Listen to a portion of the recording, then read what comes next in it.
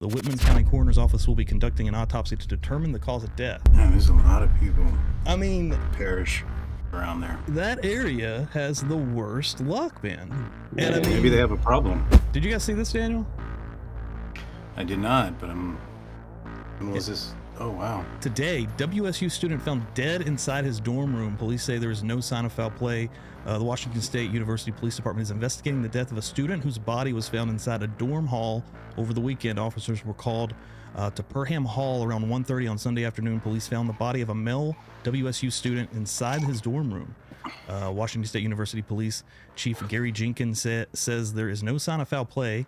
The Whitman County Coroner's Office will be conducting an autopsy to determine the cause of death. Man, there's a lot of people I mean, perish around there. that area has the worst luck, man. And I mean, Maybe they have a problem. they have some kind of problem going on right now. You know, no matter how many, again, what if you want to call it tinfoil hat conspiracy, whatever, something is going on in that vicinity. And it's a small ass area. Where lots of I people can are, only imagine what a parent would feel if her student or her children would go to those schools. right, yeah. And that brings us right to what I really want to talk about here. The lady, WSU Kim, huh? The mom. Yeah, Now, this lady Yeah, has she's kind getting of a lot sparked of- up a lot of controversy here on YouTube. she sure has. And Sure has. and I'm going to tell you right now, man, I don't think she sounds that crazy.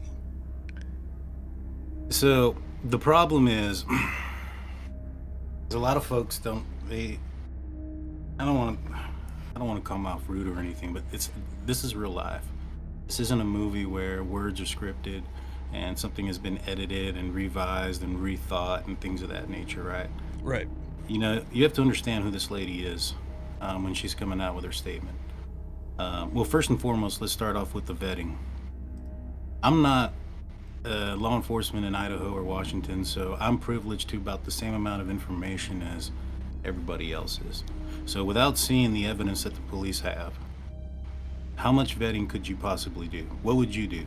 I'll ask you, Steve, what would you do to vet this person out to see, what would you start off with? Basically, if I'm correct with what you did, basically tried to track down and make sure that what she was saying was halfway true with her kids, right? Actually going to the school. Correct. Verify who they are, and that she does have children, and that those children do attend WSU, and that they are associated with the people who she claims told her daughter certain information. And what I was able to do was, she gave me all these names. She gave me her name. Gave me a bunch of information. I'm not going to dox her. I'm not going to throw out who she is or any of those things. And that's the other thing I don't understand. Everybody keeps talking about, she just wants her 15 minutes of fame, yet nobody knows who she is. It doesn't make any sense. Right. To me, but But she supplied you with information that you were able to go confirm? well, she gave me a name of a person who was associated because of his athletics program that he's associated with on the football team. Olivia had put that out there. He's an athlete on the football team, and her daughter is somebody who has spent 3.5 years in the area on Greek Row. And so she has associates within that group. And what folks don't understand is her daughter has been there for the last 3.5 years, so she's heard probably a lot more stories that have happened prior to November 13, 2022. For instance, she's aware of, the unaliving that had occurred with the guy in the Shallow Creek. She's aware of Hannah Creel, with, I think that was her name, that the young lady who OD'd. I believe there was a guy that fell off of a roof. There was the SWAT team. There was the Idaho 4 massacre. And then now recently, there's this guy who also is a student that passes away in his dorm. Endless. So she's been aware of all these things that have happened for the last 3 or 4 years now. Do you think that would frighten you as a parent? 100%. Oh, yeah, for sure, of course. All right, so now, And I feel like that's where she comes from in every interview I've heard, is her coming from a parent's point of view and just trying to let people know how she feels. I don't know why people are so pissed off that she has an opinion. and now it goes a little bit further than that. Like, she's really invested in this location because she has children that attend that school. And so she she has all this happen. Now, everybody can remember, Brian Koberger was on the loose for almost 2 months. So if you were a parent there, wouldn't you look up as much information as you possibly can?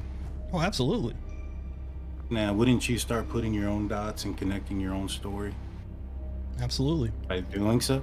Yeah. All right, so that's what she has done. Now, me as a person who has interviewed people before, I understand where she's coming from. And I understand that more than one thing can be right. She can have her speculation and her understanding of what things have happened, and she could have been told something. My job as the person that was interviewing her was to differentiate those two things. All right, you were told these things. Let's put all the speculation to the side. Now, I had heard a bunch of the stuff that she had said, and she told me where she got it from. I paid no attention to it. Now, we spoke to her for about 40 minutes on the show the first time. It was a And good, then it I was a spoke with good her. long talk. Yeah, I spoke with her for about 2 hours after that show, and then to gather her information. Now, after that, I didn't put out the call. I didn't segment it until after I verified the information that I could verify, right? And so, in fact, the next day, me and the boys, we did a UFO case. I remember And we that. had a lot of people in the comment section saying, "Oh, you're sitting on this information and you're not telling us about it, yada yada yada," right? And I was like, "Well, I don't know if it's true yet. I'm not gonna go out there and tell somebody something that I don't know is true or not true or plausible or unlikely." Right. And so I had to make sure this wasn't somebody just giving me bull crap. And so I got that information. She told me who she was, and I was able to verify that. So I clipped out that part of the original video of the call, and I posted that out there. Next day, me, Blue, and Jaime actually got her on a live stream, recorded that. Now, it wasn't broadcasted. We have it. We still have it recorded. Well, we kind of went over everything again, make sure that we understood exactly what we were going to be saying, and we gathered the information. Now, when I went on that video shortly after that, I told everybody, there's a lot there that is speculation. This is a mother that is coming out of fear, and she's connecting her own dots. My job was to separate those dots that she's connecting and just put out there what it is that she was actually told. And that's what I did. Now, unfortunately, Kim, she can talk. And when she starts rambling and going, she goes down some rabbit holes Yeah. Just like anybody. that Dude, are out there. I've done this. I mean, like for this whole month, that's what I've been doing. Like, right. And it's easy so done. the crazy thing is, and for everybody who's upset about a bunch of things and try to claim that it's fraud or that, I do have receipts. I have Kim sent me her phone records, which indicates also where she called the Moscow Police Department and the FBI. It also says her name on her Verizon bill. Now I'm going to be blacking out a lot of different numbers because a lot of the numbers that are on her actual Verizon bill are numbers that aren't associated with this case. They're friends and family members. Right. And so a lot of those numbers got to be blacked out, but she did send me her Verizon bill. It says her name. Her name is Kim. Like I said, I'm not reading a movie script or talking a bunch of things. There's a lot of names that were involved in this situation. So when I said the name Pam, it was by mistake. I know a lot of people said, "Oh, he called her Pam." There was a different Pam from somewhere else. And this, Right. that, and the And as third. many people as you talk to, I mean, shit, you guys take the calls and everything else? Yeah. And so it wasn't like I said, it wasn't scripted or any of those things. We try to do things in a one take, one move kind of thing. We don't edit our videos. I mean, anything like anybody that. that's seen the initial, hell, anybody that's seen any of the interviews with Kim, but the one, that I'm really talking about was the first one when she called it, I think you called her back actually. Yeah. Right, yeah, she was And- calling me quite a bit. And she was, I mean, like, I don't see how you could hear that and think that it's bullshit, honestly. Like, whether you agree with what she's saying, that's fine. That's, have your opinion. But the attacks that I've seen coming from a lot of different channels and a lot of comment sections is just gross, honestly. I mean, it sounded legit. Oh, I it's- can't yeah. see how anybody could imagine that it was scripted or anything like that. She's But you're worried getting a about lot her of that. kids. It makes sense. Like, And like I said, she does have some pretty outrageous speculation, in my opinion. And I put that out there. And the thing is, when you're talking to somebody who's a witness to a crime or something that has happened significant or close to home, or you're talking to people, emotions take a rise. And, that's why there's pre-trial and things of that nature, because people get nervous, people get anxious. They say more than they should, honestly, where they start speculating, going down these rabbit holes that they've put in their mind together without knowing all the information. Because at the end of the day, Kim only knows what her daughter told her, and then what else is out there, whether it's on Reddit, 4chan, YouTube, whatever the case may be. Now, I don't agree with a bunch of her speculation, I'll be honest, and I've mentioned that, but I find interesting in what she was told, and that's where the difference comes in. I'm not looking at her speculation. I'm not looking at the dots that she's connecting. And what she was told was that the sorority was called beforehand. And if you look at the probable cause affidavit, it says that they summoned their friends before they called the police. Right. So that's in there. I mean, I don't understand why everybody's getting all bent out of shape about that. That's already in there. Yeah. Okay. Now, if you think that rumors aren't going to spread in a small town, then you're naive. And so, once somebody got there and started seeing or smelling the carnage and all that other stuff, I'm guarantee you text messages and things started to spread through that little town like wildfire. That's what I said. To vet her story, all the police have to do is just check the people that were there, phone records and text messages. It's going to be on there who they sent what and where. The other thing about that, though, is Dylan claims that she woke up at 11. Kim is telling me things that she's trying to recall from months ago. Memory isn't that reliable. Yeah. And so she's telling me that her daughter said in the morning, she asked her daughter, and this wasn't even the same day, this was a couple of weeks, like a week later, is when her daughter had came out and said, I think it was like at 10 in the morning or 2 days later, it's about 10:30. She's going based off of her memory, not looking at anything either. Is it possible that that message came out at 11 and she assumed it was 10:30? Yeah. 100%. I mean, that's just what it is. Now, she claims that that the place was a trap house. Now, I'm not sure the understanding of a trap house that Kim has. Like, if she has the same understanding. Not everybody comes from the same block, so to speak. Right. Right?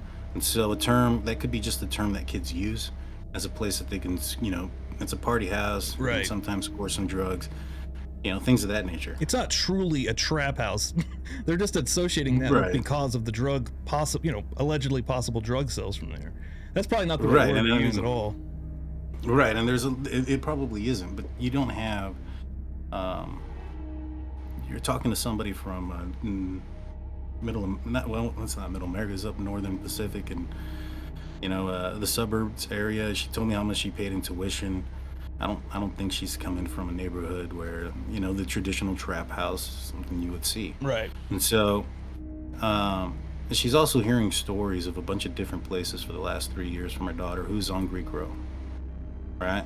That this place is a drug place, this place is bad. And you hear all these stories of overdosing and people unaliving by whatever means. But she's heard all that firsthand, right? That's not coming from, all at once November 13th. That's coming from 2019 and 2020 and 2021 and all that, 2022, all that stuff going in there, right? And so the other thing she said was that one of the surviving roommates, or both of the surviving roommates, saw at least one person in the house. They claim to have seen multiple people outside of the house. That's the most interesting part to me is I think that was the second video that was kind of the drop that you put on the second video for the Kim stuff. But that was interesting. I mean, I have thought this entire time that it's, again, who knows until we get some more details and some more facts, but I've thought the entire time it would almost be, I don't want to use the word impossible, but it seems crazy to me that one person could do this. A little unlikely, yeah. One guy could take out 4 people. Well, like that. the main reason why I feel that there's a possibility there was more than one person involved in this is this guy has some germaphobe issues. He's constantly wearing gloves. Even to throw out his own trash. which I question. Why would you wear gloves to throw out trash unless you're a germaphobe? It's your trash, right? All right. It's not like he's trying to keep his DNA out of his car. That doesn't make any sense.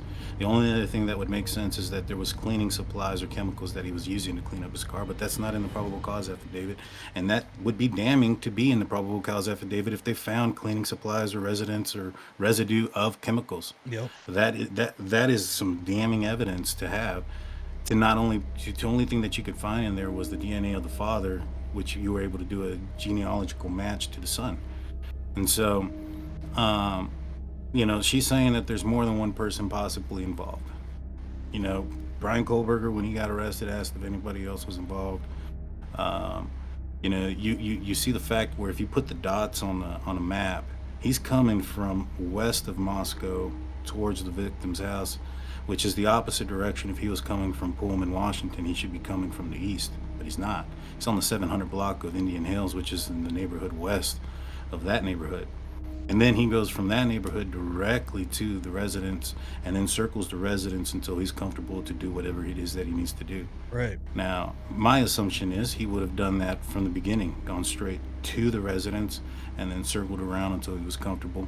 I don't understand why he went into that neighborhood to the west. Now, if you look at the time frame in which the last time they saw him in Pullman, Washington, it was like at 2:47. He got over there on camera at 3:26. It's a 15-minute drive. So he was somewhere for a while.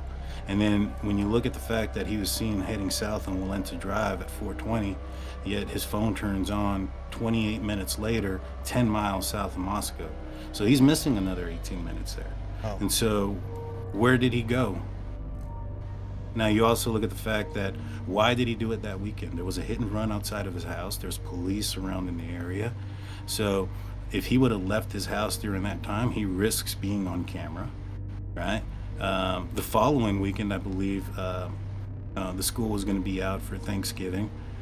He had made appointments with a doctor and a hairdresser during that week, which he kept, and he had school that week, which he continued to go to.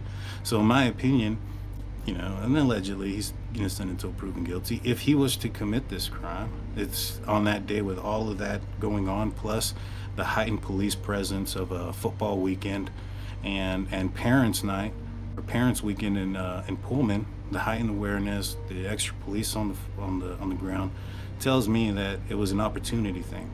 He wanted to make sure that he did this crime, and that way if he got linked up to it, he had these doctor's appointments where he made a physical, a hair, and he went to school. So that way those are things that you typically wouldn't see somebody who committed a crime continue to do. They would have changed their schedule, right? That's a good point. And so he did all these things, and yet there's a bunch of students of his, the hairdresser, the people that saw him at the hospital, and not one person says that they've seen a scratch on this man. Yeah, that's another thing.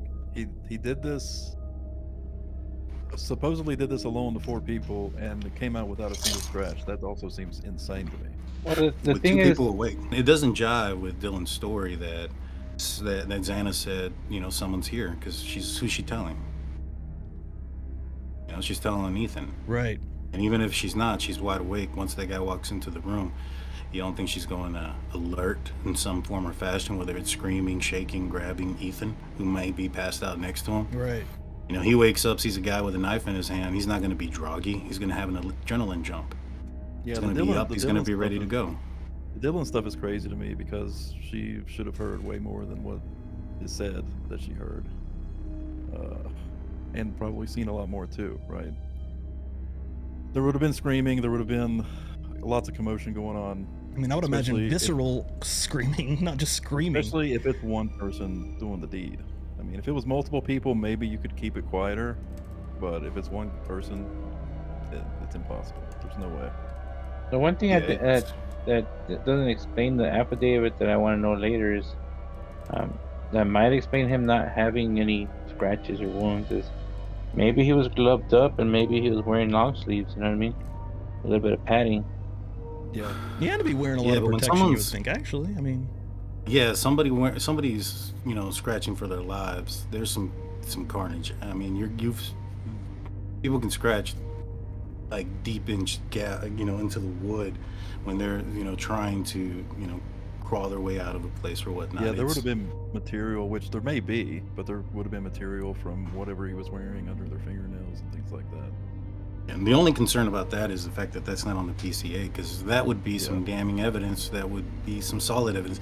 At the end of the day, the prosecutor, they're not like holding all their cards going, he, I'm going to get him when court comes. They're going to hit him with as much as they can to get this guy to plead out.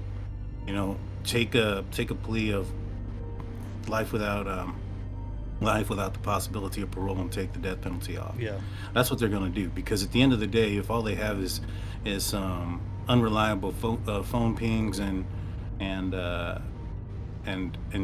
on a sheath that's touch DNA, Yeah, I don't think that there's going to be a juror who don't think that that's enough. yeah, absolutely.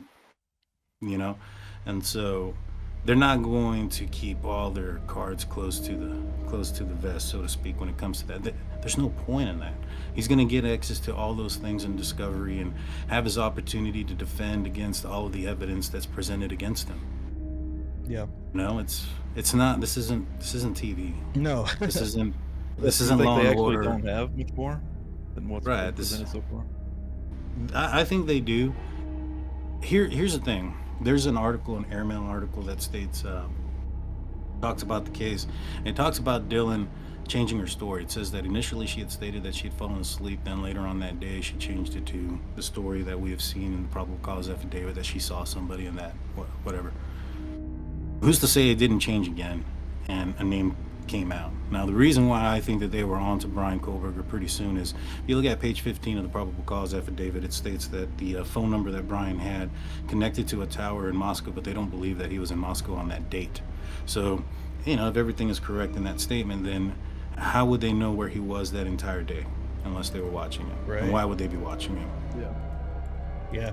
yeah. Actually, know. I think they probably had him pretty early too. Honestly, at least in I do too. I do too, but the thing is, I think they're trying to protect something, and that thing that I think they're trying to protect is the fact that this guy may have had access to police equipment. Oh shit. May have been stalking him using. Yeah, well, he was a PhD going through the criminology class, and from what I've been able to understand, there is, you become an intern for the WSU or the Pullman Police Department. I'm sorry, and you apply in the spring to start to be an intern in the fall. And there's been some documents released here recently of evidence of that. You know, that was something also Kim told me before that documents were released. She's like, I believe he was an intern at WSU, because that's one of the things that you have to do and complete in that PhD program. That's a prerequisite if you want to finish the course and get your PhD. It must be done. And so there's a possibility. And then you look at the words that they used in the search warrant, and for the reasons to seal it is to protect the law enforcement. Why would they need protecting from something unless, you know, there's a little bit more to the story and he was involved in using possible equipment, especially if he was an intern. You know, I think it was the Golden State Killer was a cop. Right. He was. Yeah, he was buddied up with cops. Yep. So this guy just seems to be kind of following that line of copying serial killers all the way down the road. And I mean, to me, it kind of makes sense as to why they may have also got onto him pretty quickly. Yeah, that does make sense. That's a lot of really good insight, Daniel. Honestly, that's killer.